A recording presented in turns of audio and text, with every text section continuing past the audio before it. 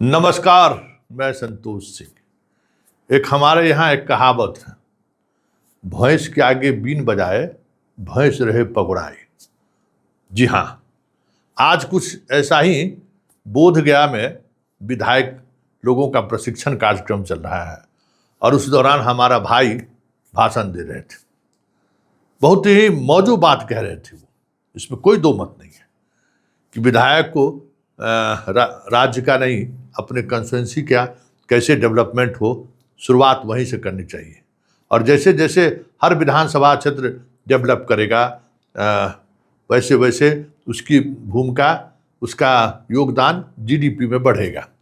हम उस तरीके से विकास चाहते हैं। बहुत ही सुंदर और बहुत ही मौजूद विचार है सम्राट भाई का ये। लेकिन सवाल ये है कि जिस विधायक से आप ये उम्मीद करते हैं, उस विधायक को जो टिकट आप देते हैं उस समय में मूल्यांकन करते हैं। बाकी पूर्व तो उदाहरण न है, देख लीजिए ना, जितने लोगों को आपने विधायक का टिकट दिया है क्या स्थिति है उन लोगों का। आप कहते हैं कि भाई सोशल पेज पर ध्यान रखिए, फेसबुक पर देखिए, क्या कहते हैं, अपने कॉन्स्टिट्यूएंसी के अंदर जो चीज़ें आप समझ रहे हैं, क्या क्या विकास होना चाहिए, इस पर ध्यान रखिए। इसके लिए तो आईक्यू भी होना चाहिए ना। चुनाव जीतने का इस देश में अलग आईक्यू है। सबसे लोकप्रिय विधायक होने का अलग इंडेक्स है। कितना मर्दी में गए, कितना हरदी में गए, कितना शादी ब्याह में गए, कितना मुंडन में गए, कितना गृह प्रवेश में गए, लोकप्रिय विधायक का इंडेक्स यही है बिहार में। नहीं गए तो समझ जाइए कि आप कितना भी विकास का काम क्यों नहीं कर दीजिए, पब्लिक आपको माफ नहीं करेगी।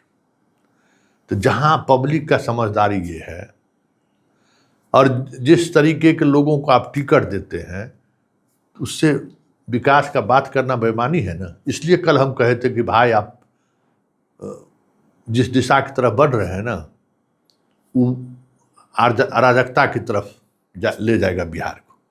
वैसे आज उन्होंने विधायक को कहा क्या है, जरा वो पहले सुन लीजिए। मैं कुछ ही विधायकों से मिला हूं जिसने ये आग्रह किया है कि हमारे विधानसभा में अगले 5 वर्षों के लिए क्या रूपरेखा बनना चाहिए। सरकार बजट बनाती है, 1 साल के लिए हम क्या काम करेंगे इसकी रूपरेखा तय करती है। मैं सभी विधायकों से आग्रह करूंगा, एक स्वरूप बनाइए। आपके विधानसभा में पहला साल क्या काम होना चाहिए, किस तरह के विकास के कार्य होने चाहिए। मैंने इसे अपने डिपार्टमेंट को कहा है कि हम जिस तरह बजट बनाते हैं, इकोनॉमिक्स के पूरे अर्थशास्त्रियों के साथ जोड़कर काम करते हैं, हम प्रत्येक विधानसभा में कैसे वहां का जीडीपी बढ़ेगा, अर्थव्यवस्था कैसे ठीक होगा, वहां रोजगार कैसे पहुंचेंगे, वहां पर लोगों की प्रशासनिक ढांचा के माध्यम से लोक कल्याण का काम कैसे हो सकता, इन सब चीजों पर हमको काम करना चाहिए। बिहार में हमने एक सहयोग कार्यक्रम चलाया क्योंकि जनप्रतिनिधि के काम को हल्का करना था और हमने यही कहा है लोगों से, सभी माननीय विधायक, सांसद, सभी लोगों से मैं आग्रह भी करते रहता हूं कि आप उसमें स्वयं जाइए, चिंता कीजिए, उचित न्याय मिल रहा है। क्योंकि यदि विधायक, सांसद, विधान परिषद के सदस्य उसमें जाएंगे तो हमको लगता है कि हमारे लोगों को ज्यादा न्याय मिल पाएगा और तैयारी भी अच्छी हो पाएगी। इसलिए इन चीजों पर ज्यादा फोकस करते हुए हम जरूर विश्वास करते हैं कि हम आगे के दिनों में जनप्रतिनिधि और कैसे मजबूत हो, इस पर भी विचार देना चाहिए। लोग कहते हैं कि लोकतंत्र में अफसरशाही आ गया। अफसरशाही को तो हमने टाइम फ्रेम में ला दिया। अफसर से हम लोगों ने कार्यपालिका से, क्योंकि आपको ही अधिकार है, कोई विधायक मंत्री होते हैं, कोई विधायक के तौर पर अपने दायित्व तो निभाते हैं, तो हम लोगों ने तो लगातार ये प्रयास किया है कि कार्यपालिका एक समय सीमा के अंतर्गत कैसे काम कर सकता है, इसकी रूपरेखा हमको तैयार करनी चाहिए। और कई चीजें मैं जरूर आग्रह करूंगा सभी साथियों से कि विधानसभा के सत्र में आप जरूर समय अधिक दीजिए। यही एक रास्ता है जिसमें आप अधिक से अधिक सीख पाएंगे कि विरोधी दल के नेता क्या बोल रहे हैं, विरोधी दल के विधायक क्या बोल रहे हैं, सत्ता पक्ष के मंत्री क्या बोल रहे हैं, सत्ता पक्ष के विधायक क्या बोल रहे हैं और नेता क्या बोल रहे हैं, विरोधी दल के विधायक क्या बोल रहे हैं, सत्ता पक्ष के मंत्री क्या बोल रहे हैं, सत्ता पक्ष के विधायक क्या बोल रहे हैं। और कुछ ऐसे प्लेटफॉर्म होते हैं जो दोनों तरफ रहते हैं, तो वैसे लोगों की भी चर्चा करनी चाहिए। और अब को हम कैसे जान पाए, आज से 20 साल पहले लोग फेसबुक को जानता भी नहीं था। आज घर घर फेसबुक है, मोबाइल है, इंटरनेट की व्यवस्था आज देश में यशस्वी प्रधानमंत्री जी के नेतृत्व में बढ़ा है। और यही उपाय है, टेक्नोलॉजी के माध्यम से ही जीरो टॉलरेंस आप अपना सकते हैं, चाहे वो करप्शन हो या किसी भी रास्ते में। यदि आप चाहते हैं कि किसी भी तरह की कोई गड़बड़ी इस देश में नहीं हो, तो यही एक रास्ता है, क्योंकि लोकतंत्र को शक्ति देना होगा। यही नीचे से ऊपर तक के विकास की प्रक्रिया है। लोकतंत्र जितना मजबूत होगा उतना हम लोग मजबूत होंगे। साथ सुन लिए, बड़ी बड़ी बातें इन्होंने कही है। अब जो विधायक महोदय हैं, आत्मा पर हाथ रख के कहिए तो क्या गो विधायक को इसकी समझ है। कहते हैं सहयोग कार्यक्रम में आप पहुंचे रहिए, इससे जो है सो सहयोग बढ़ेगा, जो जनता है उसको न्याय का एहसास होगा। न्याय का एहसास होना और न्याय मिलना, दोनों में बड़ा फर्क है, और वो किसी विधायक या जनप्रतिनिधि से संभव ही नहीं है। क्योंकि वोट और वोट देने का जो तरीका है, मतदान और मतदान का जो तरीका है, जिस तरीके से लोग वोट करते हैं और वोट देने के लिए जो जो डिमांड करते हैं, या फिर चुनाव जीतने के लिए जिस तरीके की धन बल की जरूरत है, उसमें इसकी गुंजाइश कहाँ है भाई, बताइए तो। कोई गुंजाइश है इसका? ये तो दिखाने के लिए वो तंत्र चल रहा है, ये तो फेल हो चुका है। लोकतंत्र खत्म, कुछ नहीं कर सकता है। ये लोकतंत्र नहीं, भेड़ तंत्र है, भेड़ तंत्र। कुछ नहीं, अब इस तंत्र में कुछ नहीं बचा है। आज़ादी के आंदोलन के समय कुछ नेता थे, आज़ादी के बाद के दिनों में वामपंथी और बीजेपी में भी कुछ नेता पैदा लिए जो देश को यहाँ तक पहुँचा दिया। अब कुछ होने वाला है, अब कहीं कुछ आने वाले समय में किसी से आप कुछ उम्मीद कर सकते हैं?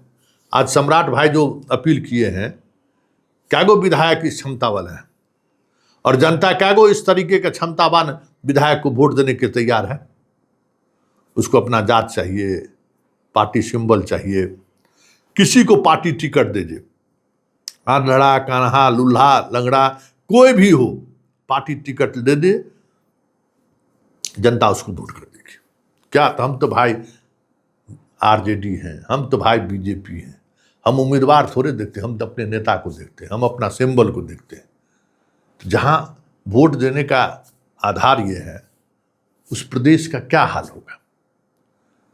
नीतीश कुमार अंतिम वो कह सकते हैं कि मुख्यमंत्री रहेंगे जो बिहार को डेवलपमेंट के मामले में वहाँ तक पहुँचा दिए। अब उस उम्मीद को छोड़ दीजिए। अब बिहार फिर उस दौर में लौटेगा जिस दौर को लोग अराजक वाले दौर कहा जाता है। सम्राट चौधरी से कुछ उम्मीद कर सकते हैं, कुछ चीज़ों को इन्होंने महसूस किया है, कुछ चीज़ों को इन्होंने देखा भी है और काम करते हुए दिख रहे हैं। लेकिन वही समस्या इनके साथ भी है, इनका भी आउटलुक उस तरीके का नहीं है जो आउटलुक नीतीश कुमार का था। इनका भी काम करने की शैली वो नहीं है जो एक मुख्यमंत्री की होनी चाहिए। जिस तरीके से देखिए, देश दुनिया देखने के बाद एक अलग तरीके का आपके अंदर विजन आता है। पढ़ाई लिखाई जो है सो एक अलग तरीके की गंभीरता देता है। हम तो बार बार कहते हैं कि जो यूपीएससी की तैयारी किया है ईमानदारी से, वो कहीं भी रहेगा भूखा नहीं मर सकता। वो जहां रहेगा वहां बेहतर काम करेगा। जो इंजीनियरिंग और मेडिकल की तैयारी की है गंभीरता के साथ जो बच्चा, उसको हो चाहे नहीं हो, वो जीवन में कभी विफल नहीं हो सकता, क्योंकि उसको कुर्सी पर बैठने की आदत बनती है। 8-8 घंटा 7-7 घंटा लगातार सीटिंग देना पड़ता है। रीढ़ देखते हैं, ये रीढ़ टीढ़ा हो जाता है, टेढ़ा। और अगर आपको बैठने की आदत हो गई तो आप फिर काम निपटा सकते हैं। सम्राट साहब के भाई के साथ यही समस्या है, कभी बैठने की आदत नहीं रही है। और मुख्यमंत्री को कि कुर्सी पर बैठने वाले व्यक्ति की जरूरत होती है। रीढ़ का हड्डी जब तक टेढ़ा नहीं हो जाए तब तक आप काम नहीं कर सकते। हवा देके मोदी जी भी काम कर रहे हैं। जब वो पद से हटेंगे तब पता चलेगा कि देश कहाँ खड़ा है, क्योंकि वही कल्चर चल रहा है। जितना फेंक सकते हो फेंको। तो भाई साहब हमारे कह रहे हैं कि फेसबुक पर नजर रखिए। क्या कोई विधायक फेसबुक देखता है आपका? और नजर क्या रखेगा? फेसबुक से सरकार चलाने के लिए जिस तरीके का कॉन्फिडेंस चाहिए, जिस तरीके की समझदारी चाहिए, क्या कोई विधायक आपका?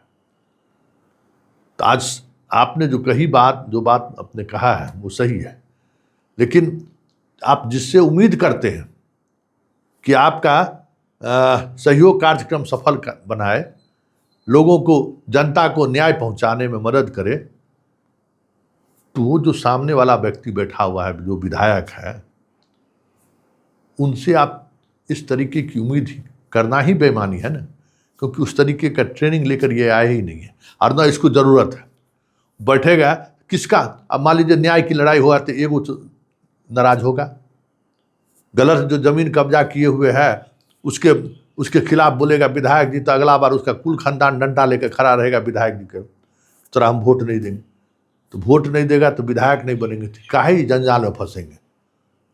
और तब खेला होगा तो आपका गवर्नेंस उल्टे प्रभावित होगा। तो ये जो आपकी समझदारी है ना कि जनप्रतिनिधियों को सम्मान, लालू यादव भी जनप्रतिनिधियों को बहुत सम्मान देते थे। उस समय में भी मंत्री जी सब बहुत सम्मानित हुआ करते थे, लेकिन इस गवर्नेंस नहीं ला सके।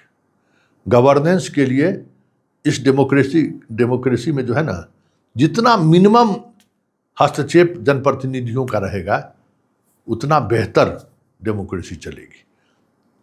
और जितना देख लीजिए ना, अमेरिका तबाह है, एगो ट्रंप आ गया है, रोज खोजारा कर रहा है, तबाह है, परेशान है। इसलिए डेमोक्रेसी में जनप्रतिनिधियों का हस्तक्षेप एकदम लिमिटेड होना चाहिए। बाकी जो संस्थान है वो कैसे मजबूत हो, वो चुने हुए प्रतिनिधियों को उस पर मनन करना चाहिए, तभी बेहतर तरीके से डेमोक्रेसी आगे बढ़ेगा।